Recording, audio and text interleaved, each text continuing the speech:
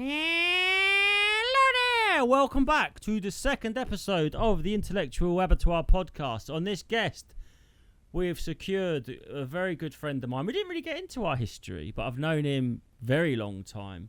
One of my best friends in the comedy scene, Darius Davies. You might know him as Persian Jesus. That's his handle on all of the social media, at Persian Jesus. Very funny guy. Bit of a troll. He had a website, dariusdavies.com, and he do all this troll stuff where he troll companies, and he went on BBC News once and pretended he was on a Ryanair flight which had to land because of a stag do. He wasn't on it, but I suppose he sort of like exploded the lack of research and due diligence by the big media companies, legacy media. And he said that someone was teabagging the seat. It's very funny. You could probably find that online. But anyway, we talked about general conspiracies. He's just got back from the Edinburgh Fringe. He seemed a bit jaded. He was doing a dry fast. He talks about that in this. And again, there is a bit of an overlap in his personal, his health regimen versus what the establishment tell you. So we spoke about that a bit. And anyway, he's a good mate of mine, and I think it's an interesting episode. So let's get into it. Here he is on the Skype machine, Darius Desmond Davies. Hello, Darius. Why don't we do a proper intro? That's not how they do it in proper podcasts. Because I do an intro afterwards. Oh right, okay, fine. You don't even do your research. You don't do your research. I don't do research. What have you done to your teeth before we start? What do you mean? Let me have a look at them. They look like they're in jelly molds. What, you got something on them? Oh, yeah. I'm wearing the retainers. You got to put retainers in, haven't you? So how are you? I'm all right. I'm deep in a 1-day hard dry fast. What does dry fast mean? It means no water, no food, can't even shower, can't brush your teeth. Fast. Why can't you shower in case your skin absorbs water? That's what they allege. So I thought, fuck it, I'm just going to do it properly. So this is, what time is it now? It's now 4 o'clock almost. All right. So this level of vanity is unprecedented. It's good for you. Apparently, dry fasting, we'll see how I feel. To be honest, I don't actually feel that bad. The hardest thing is, you know what the hard... Go on. I'll take them out. Oh, you got a lump of cheese on your chin. Dick cheese. The hardest thing is not so much the fast, it's waking up and not being able to have a coffee. Yeah, I couldn't do that. That's the hard. Yeah. I can do... So basically, I've done 4.5 day kind of water fast before. If you do it with electrolytes and take vitamins, it's actually pretty easy. Yeah. But because you can wake up, you can have a coffee, you can drink it throughout the day, so it's fine. You don't really get that hungry. But the hard thing is with this is not being able to have a coffee, and like I'm a bit thirsty, but not too bad. Do you think that the 3 square meals a day is like bullshit conspiracy? I do, man. The more I look in, man, they fucked up with COVID so bad. Oh, good. No, put a pin in that. Oh, something's happened there. You done a thumbs up. Put a pin in that, because I do think that COVID is the great awakening. I think COVID has been the biggest alarm clock in terms of people sort of cottoning on to maybe these people that maybe the people in power haven't got our best interests at heart. But so I think that I heard that the modern school system was schools in the Victorian era in the UK were funded, invented by the factories, by the industrial, because they taught you how to sit, work, bell rings, eat. And it was like you eat, so you wake up and you eat your breakfast on your own time, then you get a little bit of time in the midday to have your lunch, and then you go home and eat an evening meal. That is all suited around a working day, which benefits us being little drone bees for the industrialists. But I remember when I went to Israel and I crossed the border into Egypt and I saw a Bedouin. And when you go into somewhere like Egypt, everyone's like, oh, you must have water, don't get hungry. And I looked at this guy and he had no water with him. He's walking about smoking 60 Marlboros a day. And I think, he's not dead. I think I've been lied to that I need to hydrate every 15 minutes and eat a meal every 3 hours. Man, I think so. Listen, I feel fine. Yeah. Like, absolutely. I just feel tired, but I feel tired because I've not had a coffee. And you've just done Edinburgh. That's Let's it. not forget that. You've just done a I month. also, I've just done, and I've just done the that. festival, But yeah. actually, I feel fine. And when I did so the reason I'm doing it, I've done the water fast before, and it was good. But apparently, 1 day proper dry fast, you get the same benefits as you do in 3 days of a water fast. So I did it from like 10 o'clock last night. I'll probably do it till 12 in the afternoon tomorrow. But they do say, don't they? They say that the human body can go like 30 days without food and like 20 days without water, but we fucking eat every 3 hours. Does that sound like maintenance or an addiction? You know, or like it's just cultural. Man, not only that, all the food that we eat, it's not like, man, everything we eat is just shit. Yeah. So I'm just like, man, I want everything out of my body. I want a total restart. I'm just gonna go till it's all gone, and then I'm gonna refresh. Like no drugs, no flipping, no alcohol, no anything. Let me just start afresh and see how I feel. Because like everything, I mean, you do keto, so it's not as bad. Well, I've actually changed that now, Darius. I'm actually doing zero processed. Yeah, exactly. That's what I'm saying. Everything's processed. I mean, I think there's different types of processed foods. I think stuff like, good sausages. No, that's processed by a human. I mean, ultra processed. Yeah. So I've stopped. I'm trying to like. Can I ask you what's prompted this? What was the impetus? Well, no, I've always been. Well, so basically during Edinburgh, obviously, I was just eating whatever, not really training. You kind of have to. Yeah, exactly. So I was like, at the end of Edinburgh, you can enjoy this kind of like shitness, but at the end of Edinburgh, you've got to get back into. For those who aren't in the like for comedians like us, I haven't done Edinburgh anywhere near as much as you, but I think how most people probably feel about the Christmas period, comics or performers kind of feel about Edinburgh, in that I'm just going to go up there and it's just you sort of like let your hair down, not in a good way, but just in oh fuck it, I'm going to have to eat this because I'm starving and it's available. Listen, you go up there with the intention, and to be honest, it should be easier for me. That I'm not gonna drink, I'm gonna train, I'm gonna work out, and blah blah blah. But the reality is, especially we do Hate and Live, Haters Ball, like finish late at 10, night, which is pretty early. Which is pretty early though, considering. But then I'll do another show, and then you do another show, and then everyone's like, "I'll have a beer, you'll have a beer here." I didn't even drink much, maybe like not a lot, but a beer every night. Yeah, and then it adds up, that's me, right? Yeah. So that's what happened. So anyway, so I was like, let me try, and then I was chatting to Craig Campbell, who's probably going to be a guest on your pod, no doubt. Though he's a bit more out there than we are. I like out there people. I want out there people.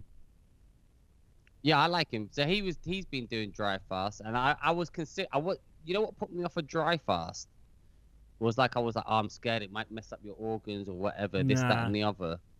And then I'm just like, the more I think about it, let me just try. I thought, and I'd rather do a 1 day dry fast than a 3 day, just get it in and out than over 3 days. Don't they say that it's the opposite? Like all your organs and your tissue regenerates. Do you think I think that's a lot of this Ramadan? They say that's that fast. That's good for him, isn't it?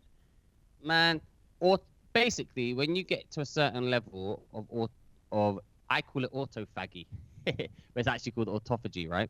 When you fast for an X amount of time, what happens is your body starts clearing out all the toxins, all the rubbish, starts using the fat. But then you go into this thing called autophagy. Now, with a water fast, it takes maybe 2 or 3 days to get to this level when you're starting to burn all the way this toxin. It regenerates all your cells. Apparently, I don't know, cancer. Like I've the heard. Best thing for cancer is the fast. But you know what? The more I think about it, though, it's like, listen, when you're sick, you don't feel like eating. No, because your body can't maintain itself if it's processing a gut full of material. It's naturally kind of making you fast. And then I'm thinking, well, but look, I'm not going to say one way or another. It's just an experiment. I'll tell you what did happen, though. I had to, just before, like in March or something, I had to go into the doctors. I had to have like cholesterol levels, all that done. Like an MOT. I never usually get this done. No. But this was like the first time I'd had it done, and I've always been relatively healthy. But they did all my tests, and the lady was like, "Wow, all your levels are kind of like excellent. Yeah. Heart's amazing. Everything's good, and they were already good. So what have you been doing? I said, well, I've been fasting a little bit. She said, well, keep it up because whatever you're doing is working. And to be honest, most of the time, I don't really feel like I don't really feel hungry at lunchtime or breakfast. No, do you know what I mean? If I eat shit.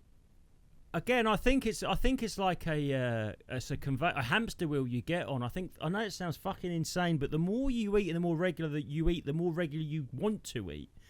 And when I was deep into keto, but I smoked cigarettes, right? I went to the doctors and they did, and I was skinnier then. They weighed me. And they did all my stuff, and they said, "This is amazing." I think they want your likelihood of a cardiac event to be under 10%. Mine was like 3, and I was honest that I was smoking like 30 cigarettes a day, and that was because I just wasn't eating much. And I just think eating is like the worst thing for you. I mean, in the West, we just eat because I don't know why. I mean, we're just putting loads of stuff in our body, and it's not like we're eating for a pastime. You know, we're eating when we don't need to eat. So I'm like, maybe. Yeah, they've been talking about fasting for like hundreds of years being good for you. I mean, it's hard. It's not that hard, but it's a bit hard, right? No, but it's like I said. Scientists will say the body can go for like 30 days without food. We're eating every 3 fucking hours. I'm not saying go 30 days. Might be extreme, but come on. If you said the average is not like, what do you mean? Like, so 8, maybe 3 hours. Maybe you eat at 8, 1, and then 6 in the evening. And that's someone who doesn't eat. That's not an overeater. That's what we think of, or we've been programmed to believe is the bare minimum, right?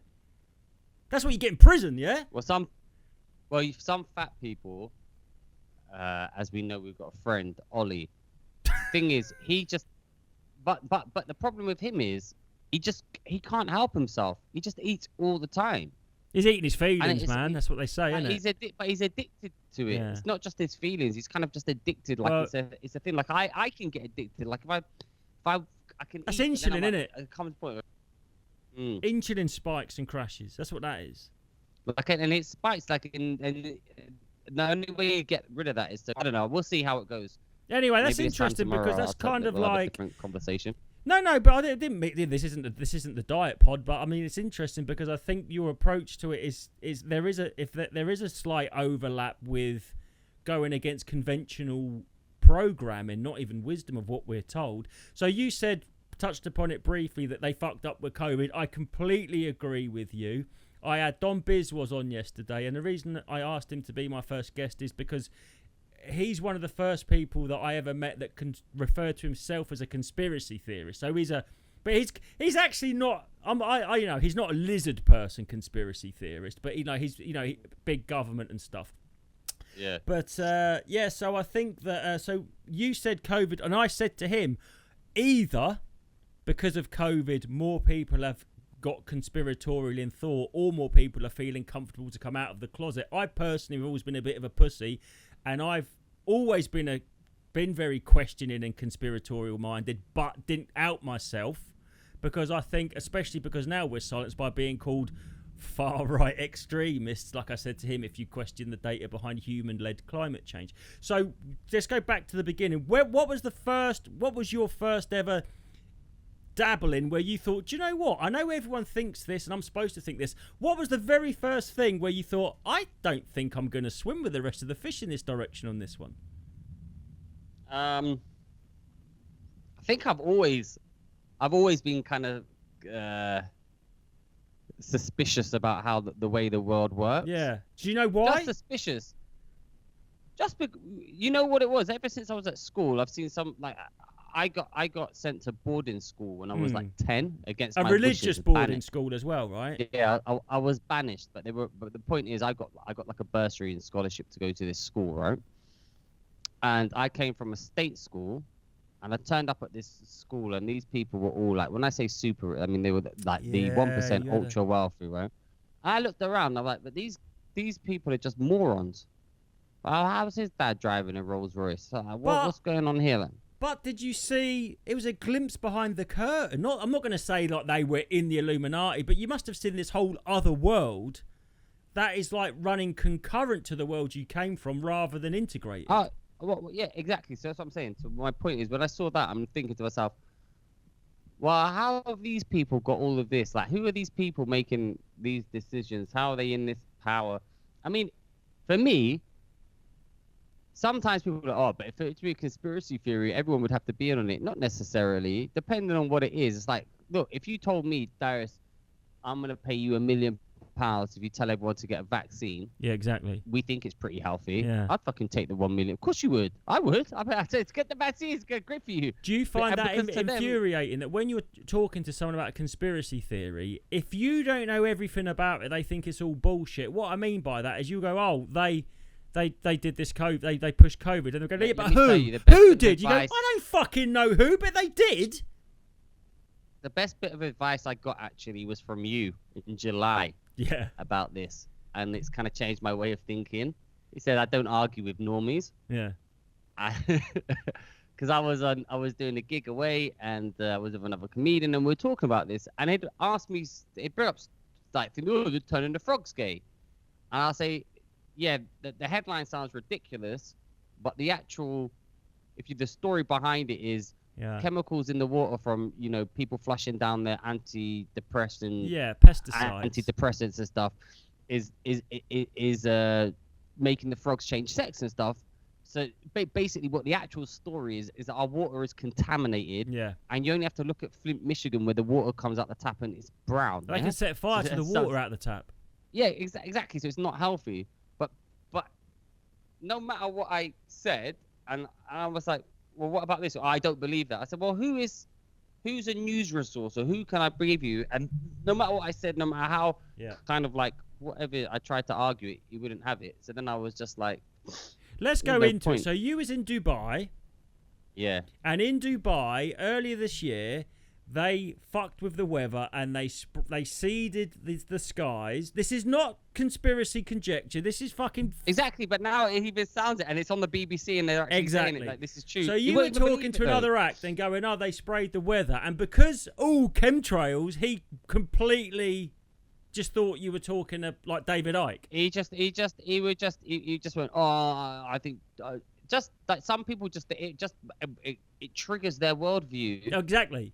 They can't change. So this Edinburgh, you know what was funny?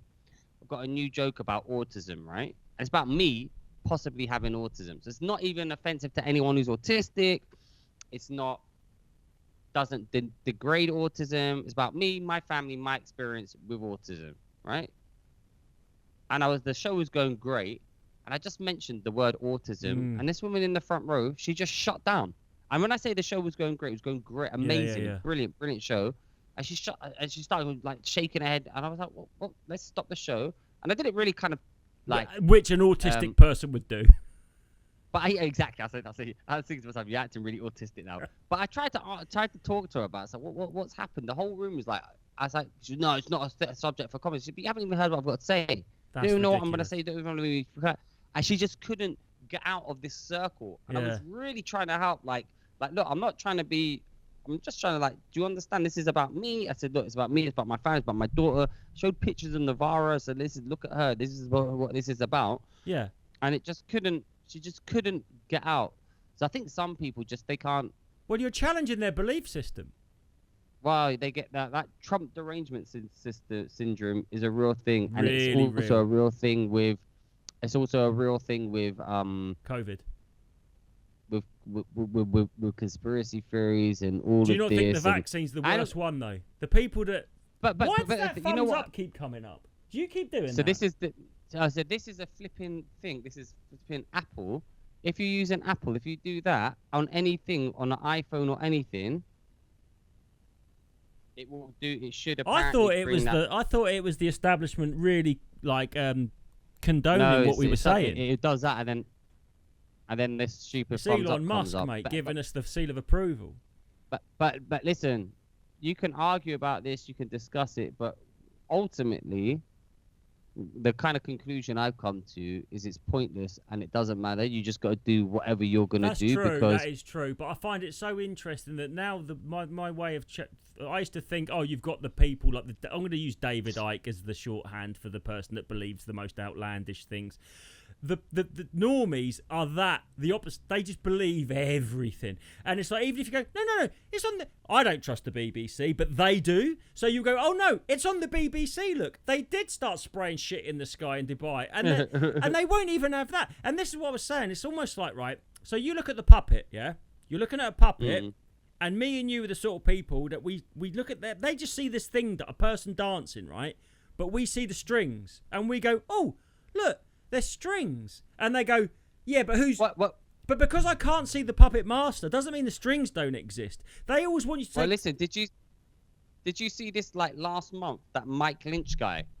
Who? He was a billionaire. He sold his company to HP. Yes, he's dead. And then he died in like some sort of unsinkable yacht. Super then yacht. The other guy, in a super yacht, and the yacht manufacturer, listen, it's impossible for this yacht to sink. It's literally impossible. It has to be human error. He died. Then his co-defendant also died. Yeah, and everyone's like, that's perfectly normal that they're just all get. Oh, he got run. The co-defendant got run over, and no one's even like, even a little bit strange to anyone. Is that a lot? But what's the point? Because it's like arguing over Israel Palestine, right? Yeah. Whichever side you take on that, yeah. It's irrelevant, because anything I say or you say or whatever position you take, it's like you're not in control of the government. No. You're not in control of what happens on either side. So what's the point? It's like anything. It's like I've got my views on it. They're my views. They're not going to change. You can't change them. You've got your views. They're your views. Going to change. Yeah. But ultimately, what's the point of me kind of, for example, there was like some Israeli women in my show, and no, she had a great time. I thought you were in a Reg D. Hunter situation. It's because Reg D. Hunter and Paul Curry. Well, apparently that was apparently a setup. The Reg D. I Hunter heard that one. the But people. my point is, yeah. I didn't even mention if I'd have been inclined, I could Israel Palestine, blah, blah, blah. But for what reason? What's it gonna do? 30 people in my show? Well, that's gonna overthrow the Israeli government. No, it's just going to make that woman uncomfortable and not have a good time, and she's there to enjoy the show. So my point is, a lot of this is pointless. Like, of course, it's grandstanding. Arguing over stupid. Exactly. But a lot of people like that with allies. Like I saw a thing today, like some. Yeah, and I think the funny thing is how people have reacted to the difficult second album of Monkeypox. Oh, no one gives a shit anymore. I they would have, though. Imagine if COVID hadn't happened. People would be like fucking terrified of this. Well, the thing with monkeypox is it's mostly spread through the gay community. Yeah, so be careful out there, bruv. It started getting spread to children and dogs, and then everyone just quietly dropped it. Only in Hollywood. Yeah. Where they fuck kids. What about that thing you showed me today of Cardi B? Pregnant, like looking like a Double Dragon character in front of a fucking paedophile graffiti. It literally says paedophile. Like, why would you take a picture in front of that? Like, this is the thing. This is the weird thing. So, why would they do all this overt like symbolism? You're saying this is all symbolism. Yeah, but they're literally doing it. Like, why would you take a picture like what? And it's kind of like makes you sound crazy when you just say it out loud, even though it's there. Yeah, it's definitely. I think that's what they do, though. They hide in plain sight. That's always been a thing. So anyway, in your experience, forget everyone else's opinion. What was the bigger reveal to you, COVID or 9/11? I would say 9/11. I was always suspicious from 9/11 maybe. I think 9/11 woke a lot of people. You know what up. it is? No, you know what woke me up? When I found out wrestling was fake. Yeah. That's what woke me up. When I found out about kayfabe and that they're all friends and that they all work together and that they're all storylines. Like just today, Taylor Swift, what was it? Travis Kelce or whatever his name is. You know that? You know this American footballer was going out with Taylor Swift. No, what's his name? Yeah, I know. He's suing someone because a script has come out saying they're going to end the relationship after 1 year, and it's actually going through the courts now that he's suing someone for this fake script that said that the whole relationship was a charade. Yeah. So my point is everything's a storyline, and as soon as you get that you're being played by both sides. Do you not think all this with politics? Politics is the most parallel thing to wrestling. 100%. A thing. Well, so 100%. I was going to do a podcast called Wrestling with Politics. But what I wanted to the thing about Donald Trump, which is why he's a threat, is because this is what happened. I was watching this podcast. It was interesting. They said in America, it was always what's known as the magician's choice, right? And you know what the magician's choice is? It's when you force a card. So if I was like, pick a card. Oh, right, yeah, okay, yeah. So the magician... The illusion of choice. The magician's choice is... It's the illusion of choice. So I say, pick a card, and I force you to pick an 8, and then I go, and you go, well, I picked that myself. But you didn't. So it used to be, the illusion of choice was, in America anyway, you'd have 2 parties, and the candidates that they would put forward would be both amenable to the supposed powers that be. So, sorry, you were saying Trump. You said you listened to a podcast about Trump. Yeah, so I listened to this podcast about Trump, and they were like, Trump messed up with their system because it used to be the illusion of choice, i.e., they'd put forward the candidates in the primaries, and then whoever really won would be amenable to, their aims, i.e., there'd be a career politician, and because there's so much infrastructure around this, right? You got to understand, whether the politician changes or not, the civil service remains the same. The CIA remains the same. The FBI remains the same. They're all looking for their own jobs. They want people. I mean, we've literally seen someone try to assassinate Trump. Mm-hmm. Now, I was that, and it's already been memory hold. Like, it's already been, like, people are already like, I can't remember it now. Kamala Harris, blah, blah, blah, who was, like, the worst politician up until last month, and now she's the greatest thing since sliced bread. Do you know that's unconstitutional to have someone replaced? Like, like in England, we have party politics. That's fine. In America, that's against the Constitution to replace the president or to replace a candidate that hasn't been voted. Apparently. I mean, like, listen, to me, look, it used to be when I was a kid, the Republicans were the evil ones, but now the Democrats are the evil ones. I said this to Don yesterday. Evil ones. They've completely done that with left and right wing. Now the right wing people are the ones that don't want a lockdown and don't want the vaccine. They've flipped it. That's the trick the devil's done. They've completely flipped the roles. Like, they go to everyone, oh, yeah, we agree, left-wing people are kind and right-wing people are cunts. Then they start stacking the issues on the other side, so you feel like you can't challenge them. Same with the Republicans and the Democrats. Well, it seems...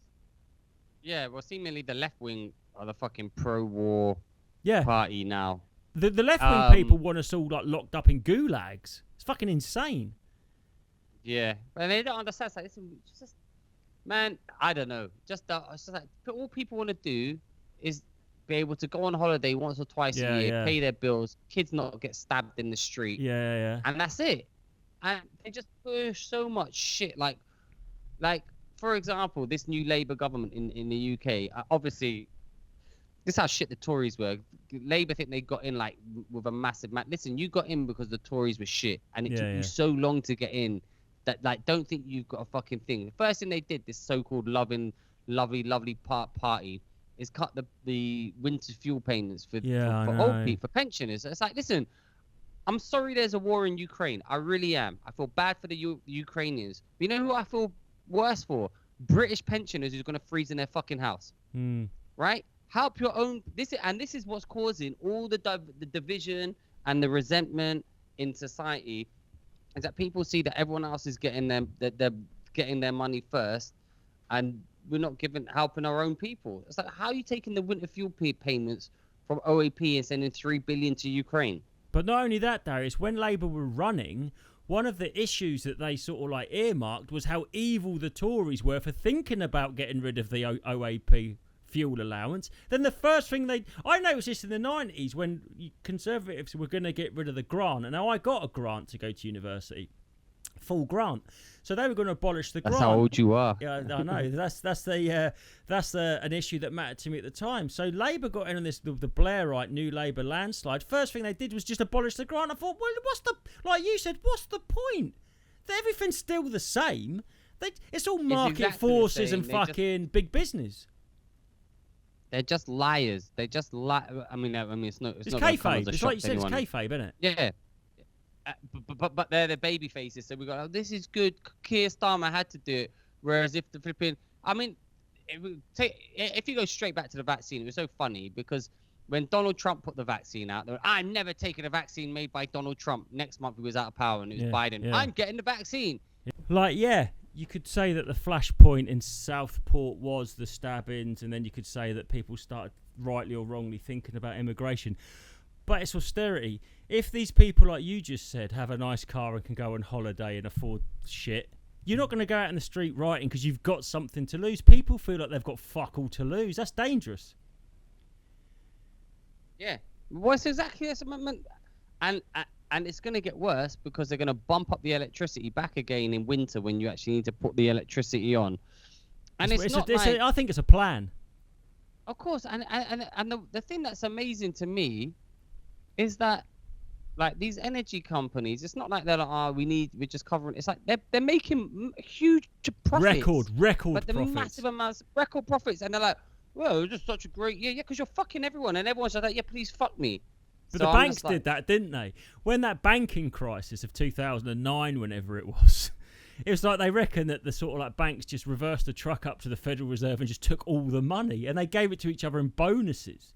It's like, of course. Like, so I've heard Russell Brand say this. He says that when you've got the industrial military complex profiting from war, when you've got the pharmaceutical companies profiting from a pandemic, when you've got the bankers profiting from a banking crisis, where is the impetus to protect us rather than engineer those things?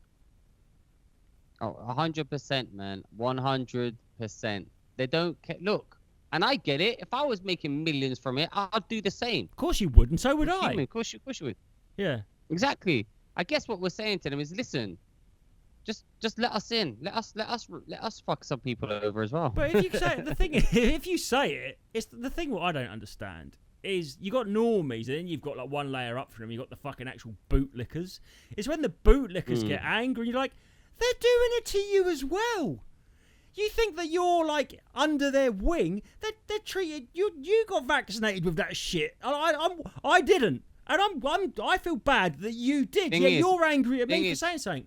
You know what the thing is with the bootlickers, as you call them? If you actually look at the ones who were most vociferous about being bootlickers, actually usually they're pretty well off. Yeah. Insulated from it all. And they're financially stable. And they to go to a more contentious... It's upper middle class people that don't live in the areas with the immigrants, right? So on that particular issue, they live in Islington and they go, "There's no migration." It's like there might not be where you live, motherfucker. No, I'm not saying that immigration's a bad thing, but they're the ones that are the most vociferous, saying there's no issue, and it's like they're completely insulated from it. Oh, well, there's that funny video of a guy goes around this like immigrants welcome Yeah. March, and he goes, "Oh, would you take some immigrants in?" And like, "What? No, I've got no room." Yeah. So would you take anyone in? No.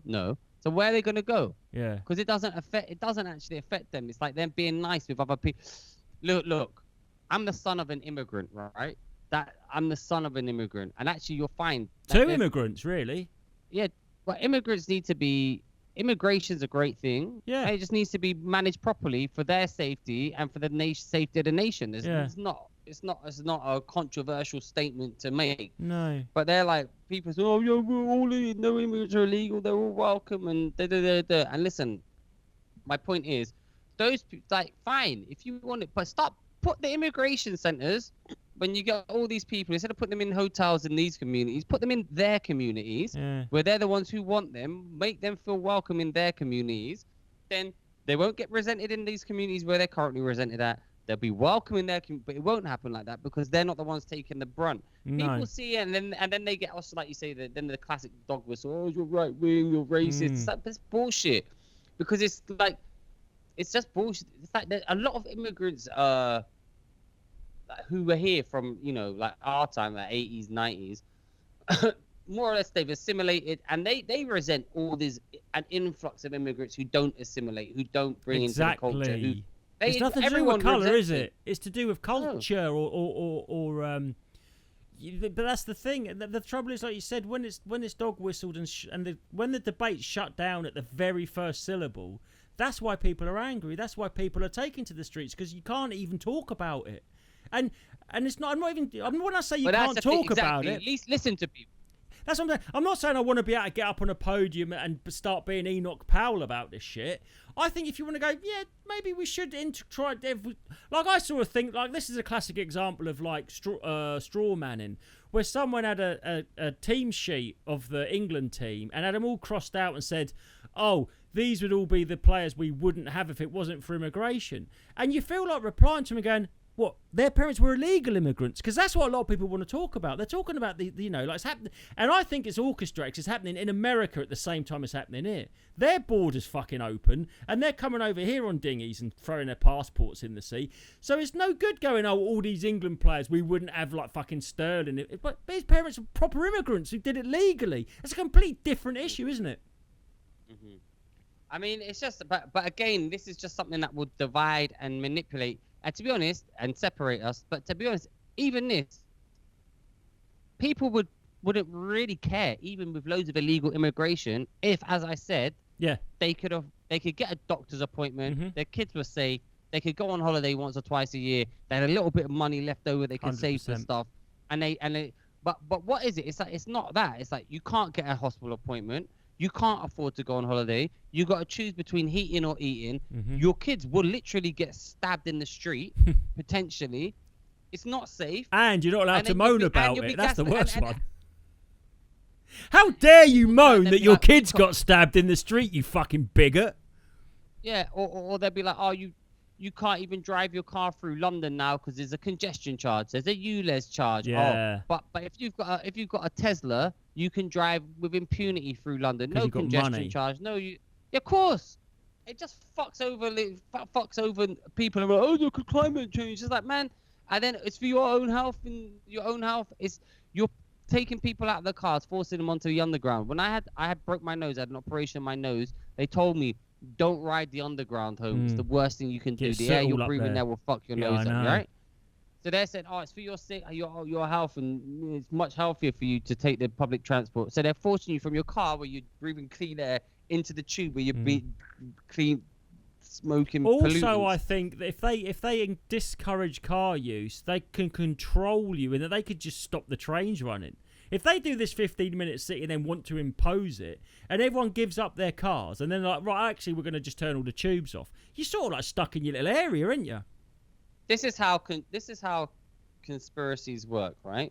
Because in general, when you hear what the thinking behind a 15-minute city is, it's actually quite good. It's everything within walking distance. You can go to the supermarket, you can go to entertainment, you can do all your stuff within 15 minutes. Fine. But what they're not legislating for is that, and what conspiracy theorists say is, yeah, but they're going to lock you down into your little sector.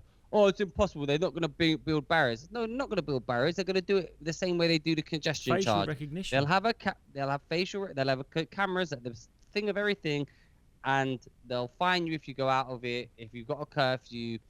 And it's so, like, all they're doing, like, right now, what people are like, oh, no, it's impossible. It's like, look, they're putting the barriers in place, so they're ready to go when they need to go. So, like, oh, if I told you 10 years ago, you'll be forced to stay at home, you won't be able to work, everything will be shut down.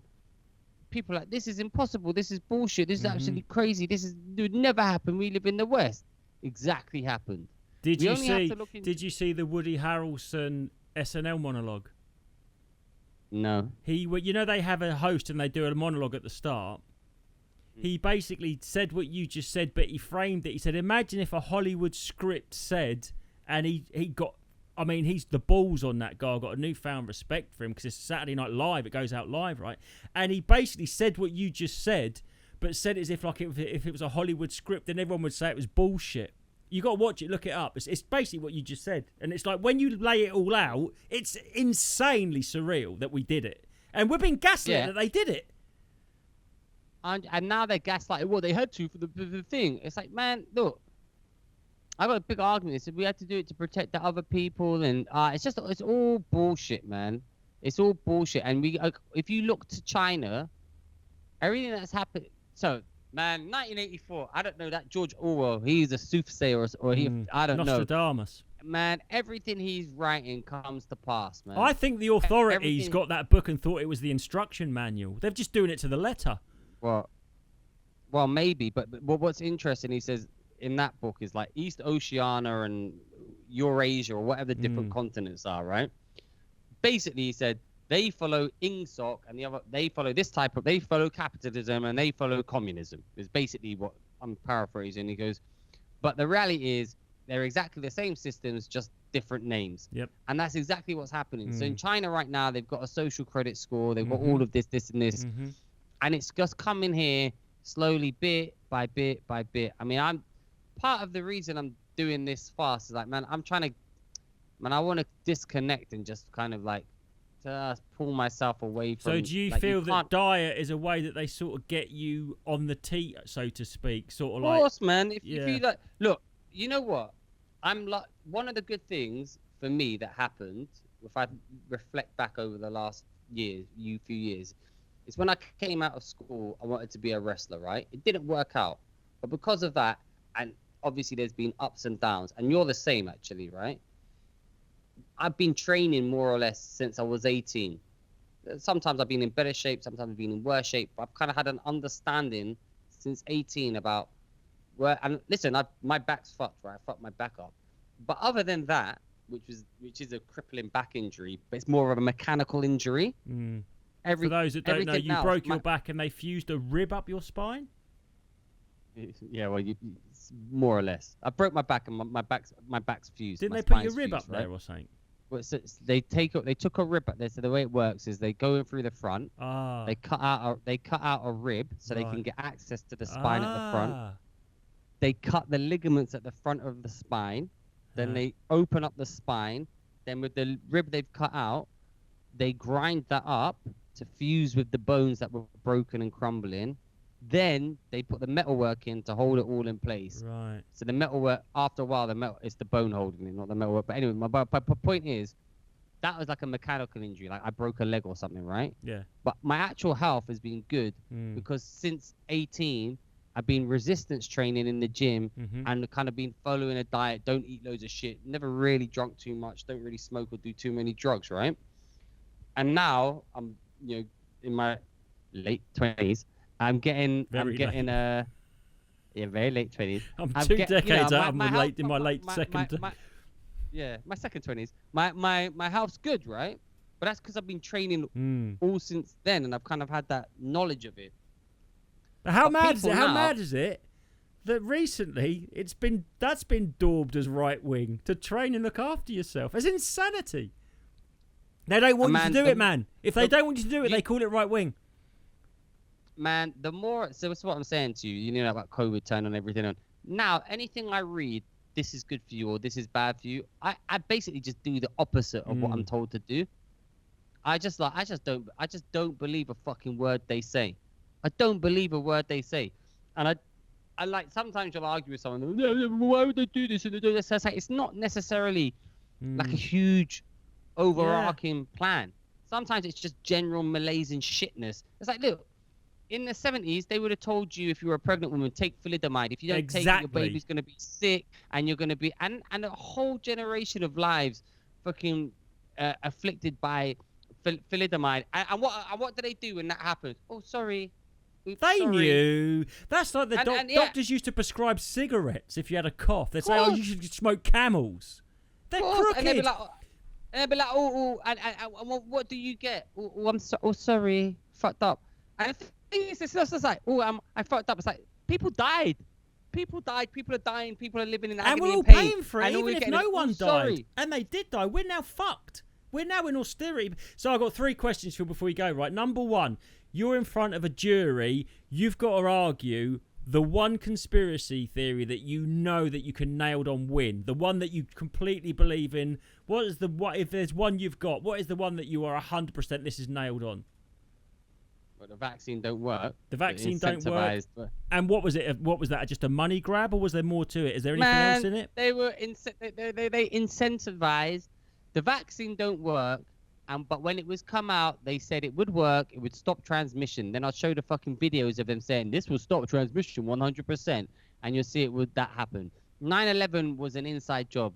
9/11 did not happen how they said it happened. I think that is the most insane thing. That anyone that believes it happened how they said it happened, you are gullible. If you believe 9/11 happened how they say it happened, with some Stanley knives. Conspiracy theory. But not even that. The biggest thing for me about that was they were like, oh, we just found a terrorist passport on top of the rubble. It's like, oh no, wait a minute. You found a passport in the rubble of two of the world's largest ever skyscrapers. Yeah. More or less Three? pre-internet. So that Tower yeah, 7. three, bro. Forget about Tower 7. That's around the corner. We don't even want to bring that thing. That just That's a whole new episode. episode. Question. Let me just argue this, right? You believe two of the biggest skyscrapers in the world fell down pre-internet, so it's basically more or less all paper in the office, yeah?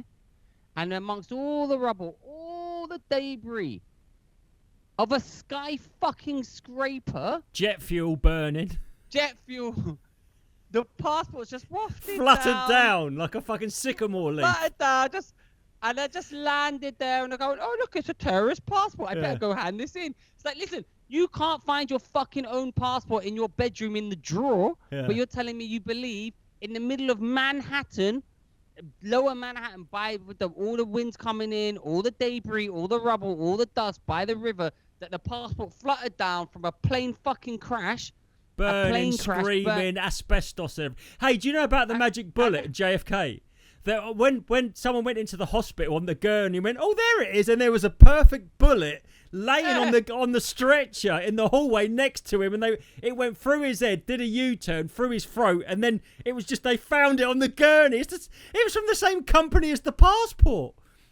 People just don't fucking.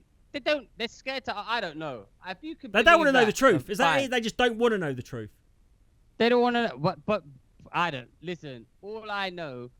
And if you want 9/11, if you go into it, like the guy took out $1 billion insurance a week before. Yeah. You got the dancing Israelis. You got the fucking controlled. Like, I don't know. So much going on. But the main thing for me is that passport. Like, well, that passport was fluttered down. I literally can't find my own passport right now. Yeah. Right? Yeah. And like I said, they're saying, oh, this jet fuel can burn the steel. And the passport was on top of the rubble. It wasn't even like that to dig to the fucking bottom. It's like obviously some like man in black just went there and chucked it down. And then, do you know what I mean? When I say man in black, I mean like the film. Yeah, do you know what I mean? So that's question 2. What is one conspiracy theory that you sort of believe that are a bit sort of like embarrassed to admit? What's the most out there one that you kind of think could be something in it? Have you got one? You know mine's flat Earth. But I wouldn't never tell anyone that. I don't really like to admit that. You tell us that all the time. Not really. Like, I mean, I think the world's run by, like, who the fuck is running America right now? It's not Biden. Biden never isn't was. making a decision. Yeah, have you ever seen that clip where Ronald Reagan's doing his inauguration speech and the head of Merrill Lynch just leans into his ear and goes, you're going to have to speed this up. Like, talks to him like a cunt, mate. And you're like, this is the leader, supposedly, of the free world who's just been elected, and some unelected, faceless suit is telling him what to do. And Ronald Reagan doesn't look around and go, who the fuck are you talking to? He goes, oh, right, yeah, sorry. Like, completely like his boss just told him what to do. Do you know what I mean? Well, there's that video, I don't know if you've ever seen it, where I can't remember what it was for, but all these presidents get, like, a note. Hillary Clinton, Obama, Jeb Bush, and they get this note at this funeral or something, and they all look terrified. I can't remember what it's for. Just like, and people are like, what was on that note that made them look so terrified? I mean, I guess if that's a conspiracy theory, but I think the world's run by pedos. Large corporations with like, well, maybe. Why is there so much pedos at the top, mate? Epstein. This is the one we're getting into a bit late now, but that Epstein's Island, everyone's just. What did you call it earlier when you just forget about it? You said it about everyone's... Memory hold. Memory hold. Epstein. You know what? Just like Ghislaine Maxwell is in prison for trafficking to nobody. They have not arrested one person that she trafficked to, but they've done her the sacrificial scapegoat for trafficking because her dad, he didn't die on a yacht either. That was all a fucking scam. And if you ask anyone of this, they'll go, they don't know what they're saying. They don't know. I don't know. I mean, there's no other. But I mean, actually, one of my biggest conspiracy theories, and this isn't like a well-known one, but every now and then I posit this thought. It's like, we're told everything is the way it is, but I don't fucking know. Like, you tell me about Antarctica, right, flat Earth and all that shit. We don't know. I think you're. I think you're an idiot. Yeah, the Earth's round, or whatever. I'm not a flat earther, and you can do stuff with the experiments with the thing, but I don't fucking know what's on. You know, a lot of this thing, I'm just someone's told me this is what it is, and I'm like, okay, and I've learned that, and that is Yeah, you're you're regurgitating facts. facts that And you've you been don't actually taught. like a lot of this stuff. Like some of it, okay, I can verify myself, and it's true. But a lot of it, like if I'm told when I was a kid, like this is Pythagoras triangle or whatever the fuck it might be, I'll just believe it because I was told it. Yeah, but the problem, Like- Darius, with that, in my opinion, is with mathematics and physics, it all works until you get to looking at the actual building blocks. And when they look at an actual atom, they exist in both particle and waveform in more than one place at once. You can have quantum entanglement, whereas if you rotate an atom here, within a split second of a fucking... like within faster than the speed of light, an atom on the other end of the universe rotates in conjunction with it. So when you go, oh, that you can prove that is on my desk, right? I'm pointing at a photo on my desk. But when a physicist, the priests of existence, when they look at what that photo frame's made of, it ain't on my desk. It don't exist. So that's what I'm saying. The Earth could be round and flat. It's just all like perception and. Well, that physics is what could possibly prove that we live in a simulation. 100. I worship the altar of the simulation. 100%. Man, I tell you what.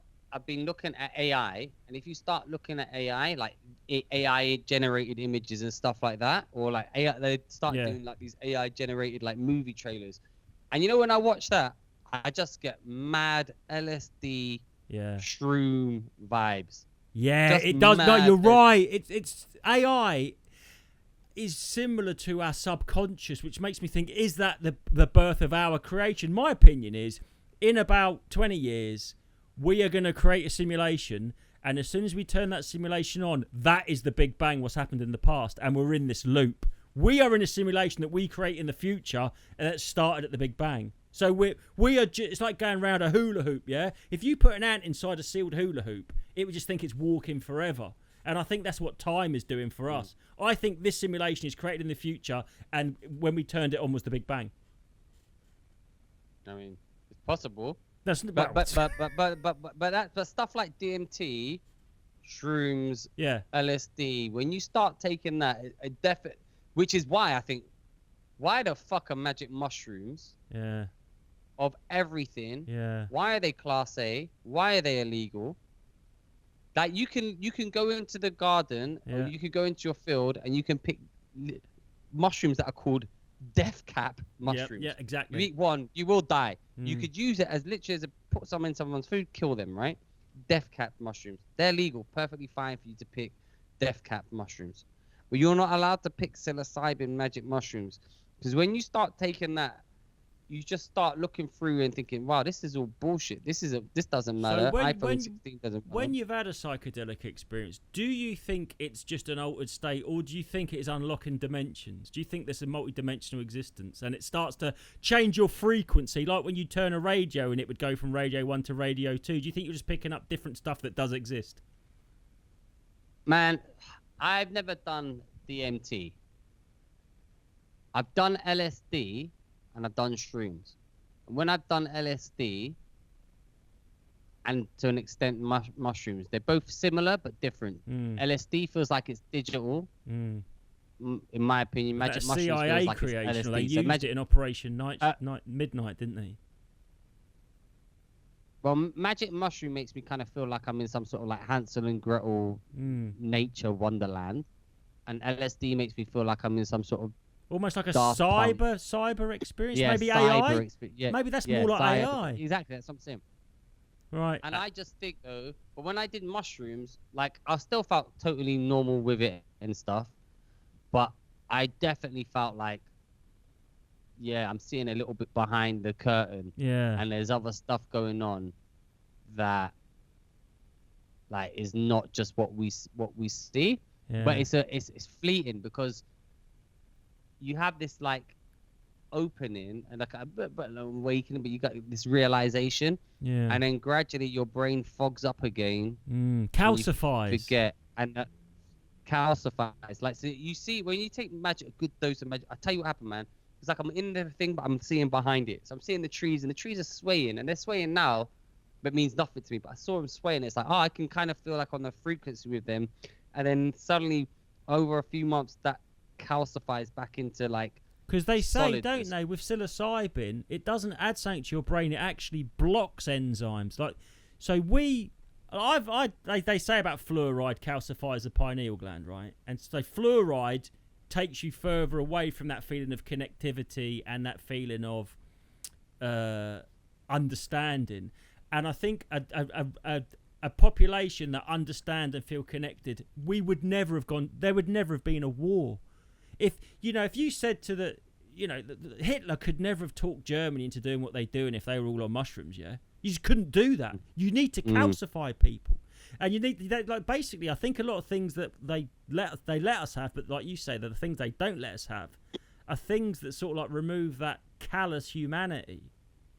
But so anyway, one last question before you go: Who would you like to see me have on as a guest and talk about what subject?